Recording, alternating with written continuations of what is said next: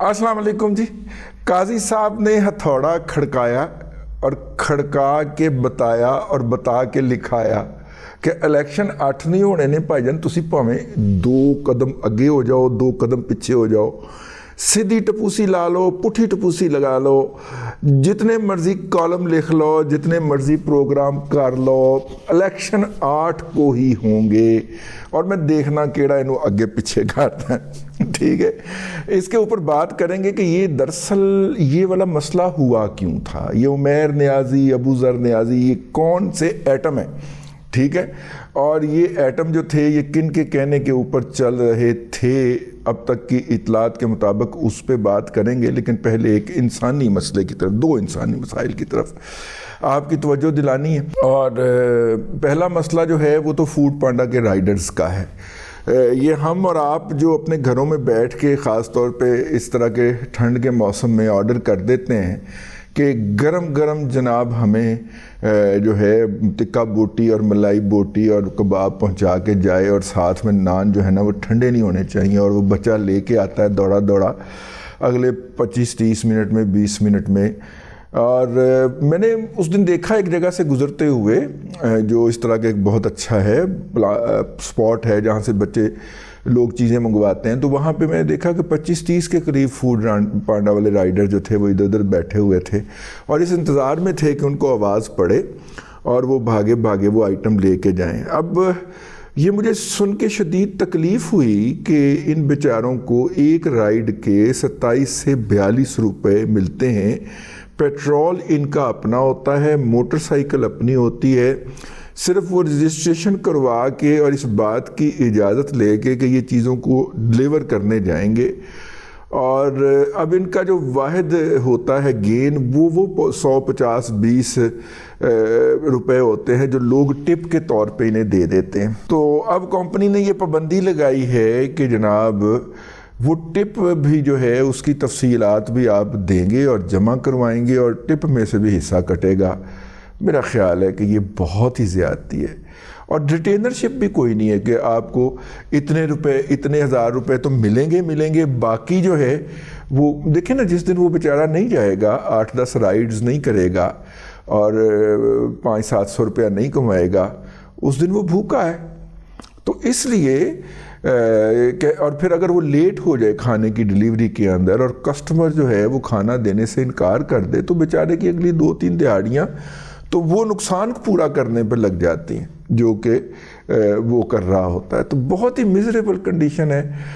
मुझे इस बात के बारे में आगाही दी गौहर भट्ट साहब ने और उन्होंने कहा कि हमें इसके ऊपर आवाज़ बुलंद करनी चाहिए।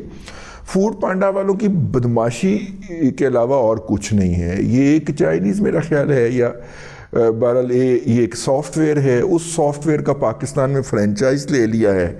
अब उस फ्रेंचाइज में जो भी रजिस्टर होगा वो अपनी इनकम का या अपने बिल का या अपने ऑर्डर का एक सर्टन अमाउंट जो है वो कंपनी को देगा, और कंपनी जो है वो सिर्फ एक सॉफ्टवेयर का फ्रेंचाइज लेने के इवज़ अरबों रुपया कमाई जा रही है और निकाल कहाँ से रही है? इन गरीबों की जेबों में से। यार ये तो बहुत ही जुल्म की बात है।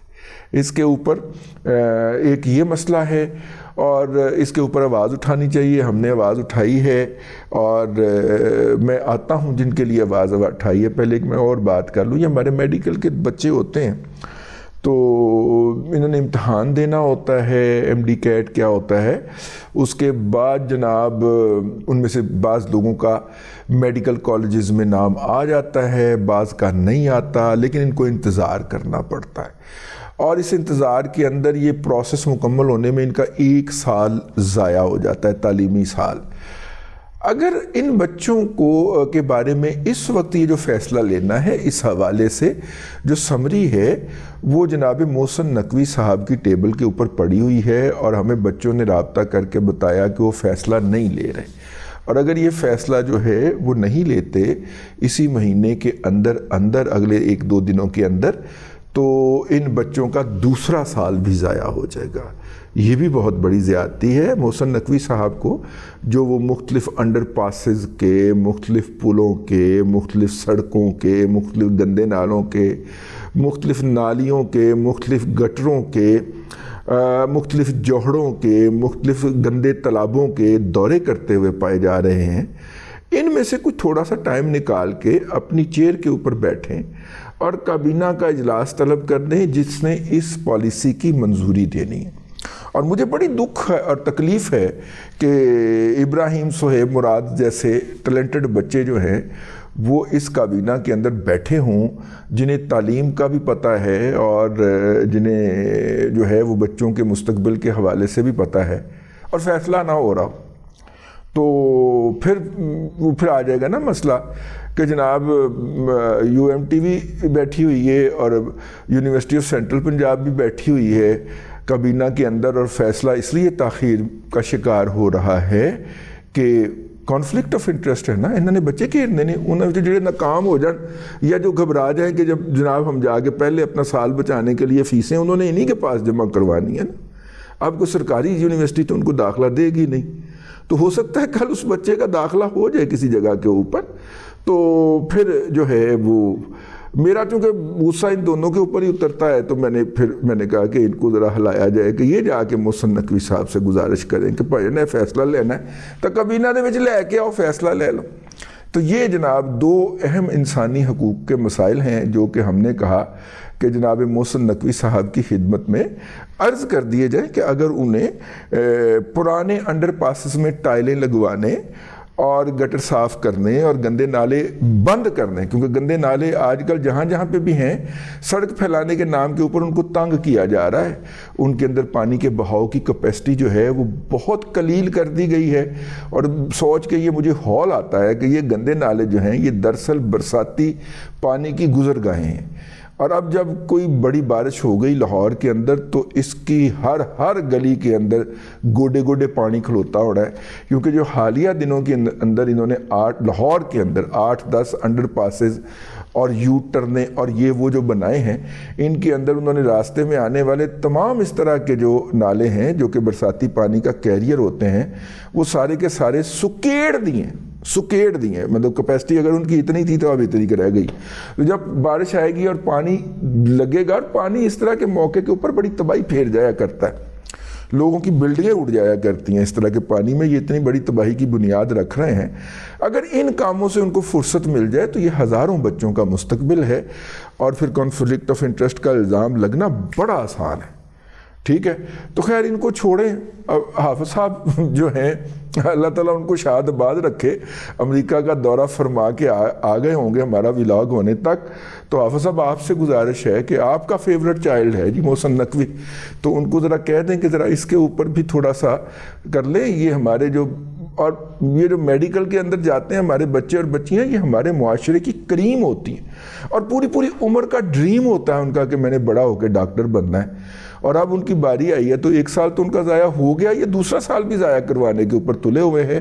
اور کیوں؟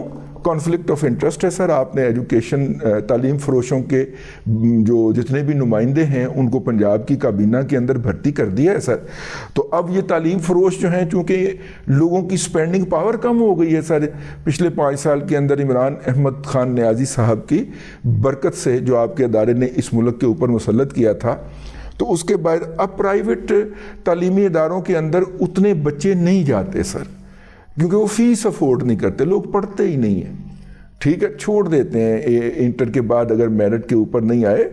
بہت ساری ایسی فیملیز کو میں جانتا ہوں جنہوں نے بچوں کو ہٹا لیا کہ نہیں بھئی اب ہم افورڈ ہی نہیں کرتے، کیا کریں، سرکاری تعلیمی ادارے کے اندر بیٹا میرٹ پہ داخلہ ہوتا ہے تو کر لو، ورنہ تھینک یو ویری مچ۔ تو سر یہ بھی سازش ہو سکتی ہے کہ اس طرح تاخیر کر کے جو ان کی گاہ کی کام ہوئی ہے یہ اپنی گاہ کی پورا کرنا چاہتے تھے۔ حافظ صاحب ہے دیکھو بچیاں کی دعائیں لیں جناب، سارا ولاگ جو ہے تو اس میں گزر گیا، لیکن نہیں، میں اصل گل تو سنا کے جانی۔ اصل بات یہ ہے کہ یہ جو ایک پٹیشن فائل ہوئی اور چپکے سے پٹیشن فائل ہو جاتی ہے لاہور ہائی کورٹ میں، وہ ایک سنگل بینچ کے سامنے لگ بھی جاتی ہے، وہ ایک ایسا آرڈر پاس کر دیتے ہیں کہ جس آرڈر کے نتیجے کے اندر جیسے الیکشن کمیشن انتظار میں بیٹھا ہوا تھا کہ جیسے ہی آرڈر جاری ہوا انہوں نے فوری طور پر ٹریننگ بند، ہم نہیں کراتے الیکشن، ہم نہیں کراتے الیکشن.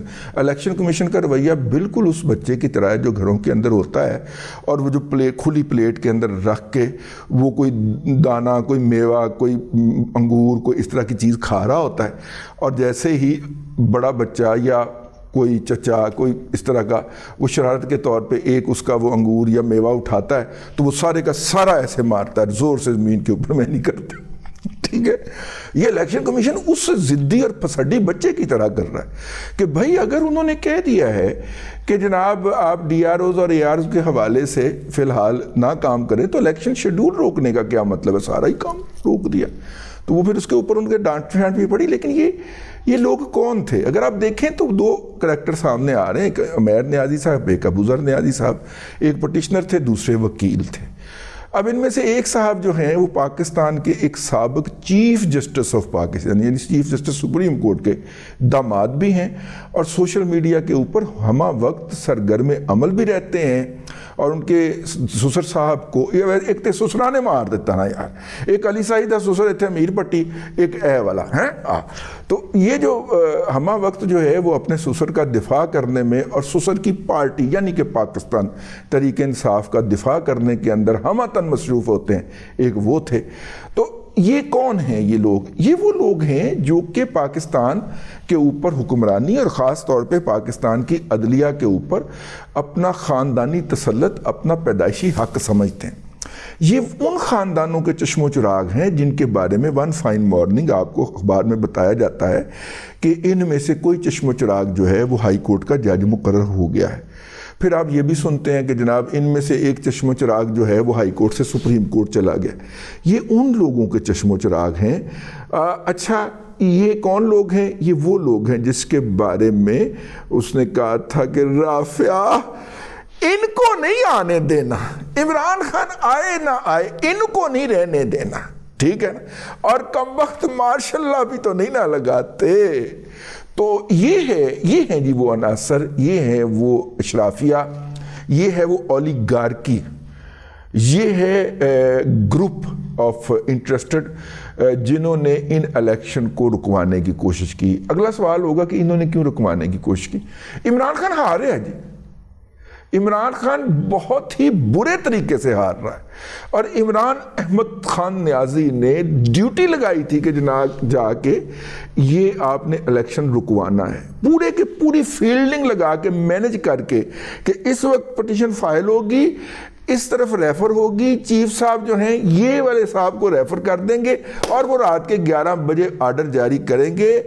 قاضی فائز عیسیٰ جو جب تک آرڈر کی سرٹیفائیڈ کاپی ہم دیں گے، قاضی فائز عیسیٰ صاحب 15 دن کی چھٹیوں کے اوپر جہاز میں بیٹھ چکے ہوں گے. ٹھیک ہے نا؟ تو قاضی صاحب نے صبح کیس سنا، ایک کیس سنا، وہ کون سا بڑا وہ اپنا کینا یا شوکت عزیز صدیقی صاحب والا کیس سنا. پھر اس کے بعد جناب ایک اور کیس سنا اسی لیول کے، وہ اس کا مظاہر علی اکبر نقوی صاحب کا کیس سنا. اور ان دونوں کیسز کو پرلونگ کیا گیا کہ اس میٹنگ کے لیے جو تیسری میٹنگ تھی یقیناً الیکشن کے بارے میں، وہ پھر جا کے کہیں جمعے کے بعد ہوتی ہے. تو وہ کہتے ہیں پھر اٹارنی جنرل کو کوئی کالا کوٹ پا کے آ رہے، لیکن اس کی تفصیلات میں آپ کو اگلے ولاگ میں بتاؤں گا. فی الحال جو ہے آپ یہ دیکھیے کہ منہ کے اوپر تھپڑ مار کے قاضی بڑے آرام سے جہاز چ بہ کے ٹر گیا باہر، ریپٹا کرا کے نہ قاضی جہاز چ بہ گیا. بہرحال جی اب تک کے لیے اتنا ہی. اگلے ولاگ کے اندر پھر بات ہوگی. اللہ تبارک و تعالیٰ آپ کو آسانیاں عطا کرے اور آسانیاں خلق خدا میں تقسیم کرنے کی توفیق عطا کرے.